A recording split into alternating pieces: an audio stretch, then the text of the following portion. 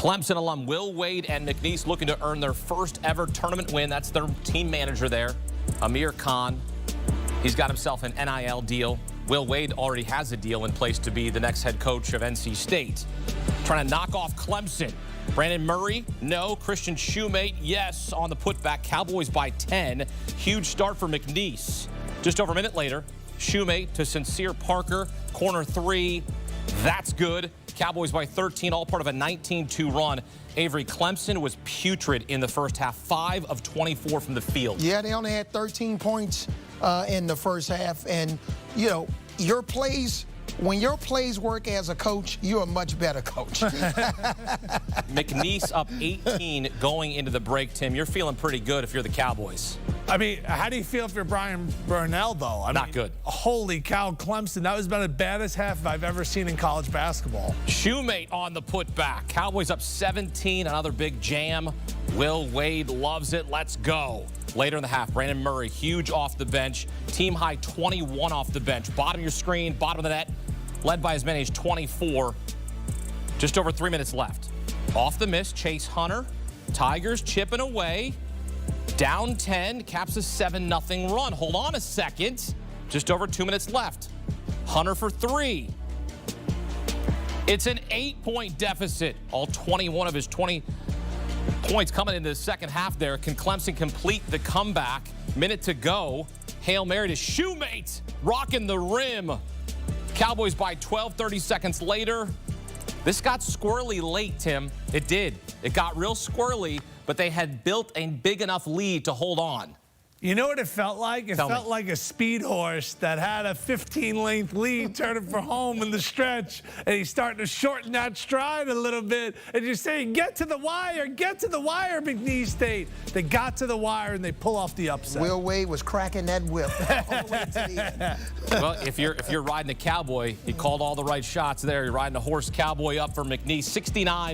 69-67. First NCAA tournament win in school history. Will Wade earning his win with a third different school. VCU, LSU, and now McNeese. They'll face Purdue on Saturday. Just 16% of the brackets on CBSSports.com had McNeese beating Clemson. All right, back here on CBS Sports HQ, Jacqueline D'Agostino with Tommy Tran, Mike O'Donnell, and John Henson. Gentlemen, we were all together here watching this game in the first half, and we couldn't believe what we were seeing with McNeese having 31 and Clemson only 13 points in the first half. It got a little close, too little, too late. Mike, ultimately, when you're looking at the game as a whole, what went wrong for the Clemson Tigers? Well, the first half, it's just an insurmountable comeback that you're trying to figure out once the second half starts. And so they got off to an incredibly slow start. And everybody's going to point to the offensive inefficiency of Clemson in the first half.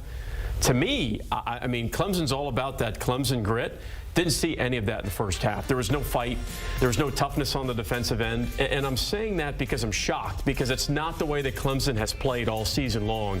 That was absolutely the worst half of basketball that we've seen from the Clemson Tigers this season. I mean, if you're just look at the box score and then watch this game and you say, oh, McNeese, they only went 4 of 19 from the field. They only shot 50% from the free throw line, and they won the game, and they beat Clemson. You'd had to see it to believe it. John, you and I were watching this game. Clemson's trying to come back, and they're going through their full court press.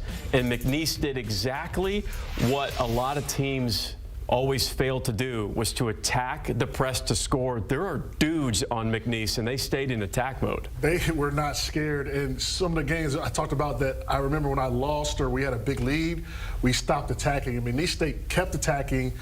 They reverse one-handed dunks, right, to kind of seal the game. So credit to McNeese for jumping on Clemson and getting enough cushion for the Tigers not to be able to come back. I mean, it got dicey towards the end. You can't trade threes for twos. I think for McNeese State, you have to run them off the line. But a win is a win. Survive and advance is the name of the game.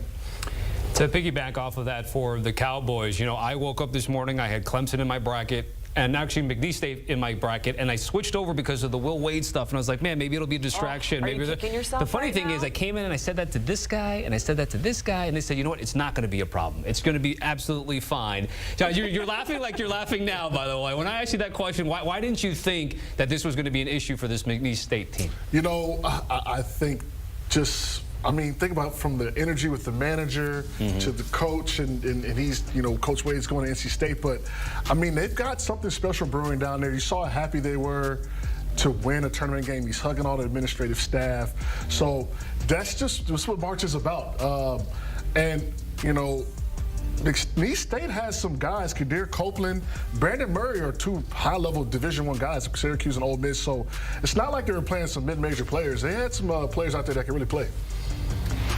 So McNeese State has got a lot of speed. They have a tremendous amount of confidence.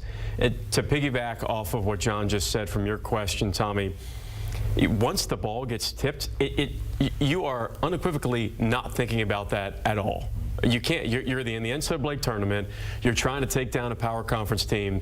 You're trying to advance in March Madness. The last thing you're thinking about is, gee whiz, I hope Coach Wade doesn't take the NC State job. It just doesn't. You don't have time to think about it. And everybody's going to point to the potential distraction.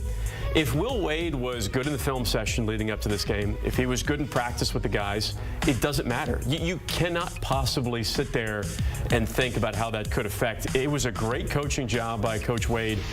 The energy and effort of McNeese State was overwhelmingly in favor on top of Clemson. And we're talking about Will Wade, of course, one of the many storylines here, but he's a Clemson grad. You mentioned him, you know, being rumored to going and taking the NC State job. Is there a world where if McNeese goes far enough, he'll want to stick around? Do you think if it's an Elite Eight, a Final Four seems crazy, but I mean, crazier things have happened, I suppose. But do you see a world where maybe he wouldn't go if they made a deep run in the tournament, John? You know, I don't know if they have enough money to keep Will Wade, which that's just part of the game now. But, I mean, going on a run would be good for the program. And credit to McNeese and the AD over there for giving him an opportunity, knowing how good of a coach he was. That's probably why he was also so happy they gave him a chance. For him being in Raleigh, man, you know, I'm a little worried, you know, because he can have NC State back right where they want to be, because people don't think about it. NC State is a very historical basketball school, so they want to be right back on top, and they don't like losing to these other schools down the road. So I love that for them as a school, but as a Tar Heel, I'm like, okay, they might have something brewing down there. Elite facilities, big-time support, crazy, passionate fan base in the best way possible. I mean, it's 17,000 every single game, John, you know that. And I'll also answer that question. No, McNeese does not have enough money to keep Will Wade there. NC State does.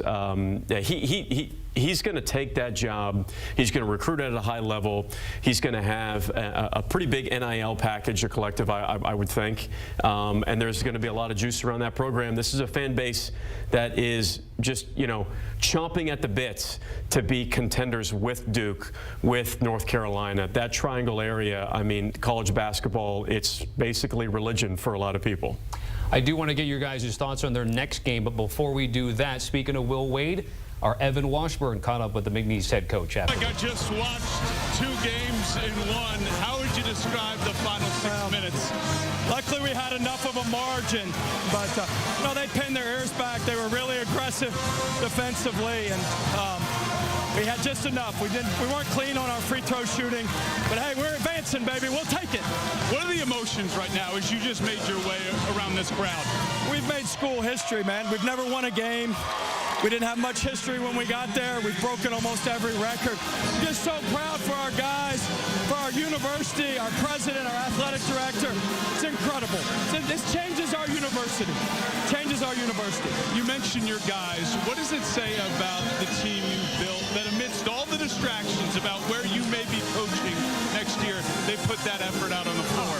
We've been doing it all year. Narrow focus, do what we do. And that's what we did. Congratulations. We'll see you Saturday. Thank you. Go Pokes! Oh, and there's Aura Amir Khan there afterwards as well. McNeese all-time in the tournament. Again, this is really with Will Wade a 2-year journey as they lost against Gonzaga last year, but they win this one this season. Also a 12-5 matchup in the first round. And so that means we get McNeese and Purdue in the round of 32. Matt Painter gets the Cowboys and Will Wade here. And you see they're highlighted for the Boilermakers, 4 tournament losses to teams seeded 12th or worse since 2016. John, I'm going to come to you first here. Early thoughts on this matchup here this weekend. First of all, Joe Dumars was at McNeese State.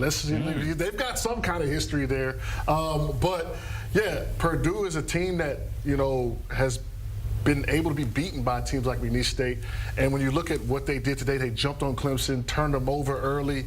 With Braden Smith and Fletcher Lawyer, they are susceptible to being pressured and making bad plays, especially the year they lost the 16 seed. That was kind of the story of the game. So I like this matchup for McNeese State.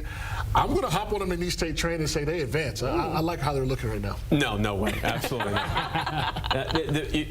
John did say it, though. Controlling tempo for Purdue, particularly Braden Smith, that's the huge key for the Boilermakers because McNeese wants a hectic pace. Purdue would prefer more of a steady tempo. That's going to be key to watch. Mike, John, we certainly appreciate it. As McNeese, the first double-digit seed to advance, I have to think the socks that the cheerleaders were wearing with Amir Orichan's face all over them, they're like the good luck socks. They have to be moving forward for McNeese. Make sure you catch every single moment of the madness with the March Madness Live app. Watch all the madness, the craziness, all your favorite games, every single game live on all your favorite devices.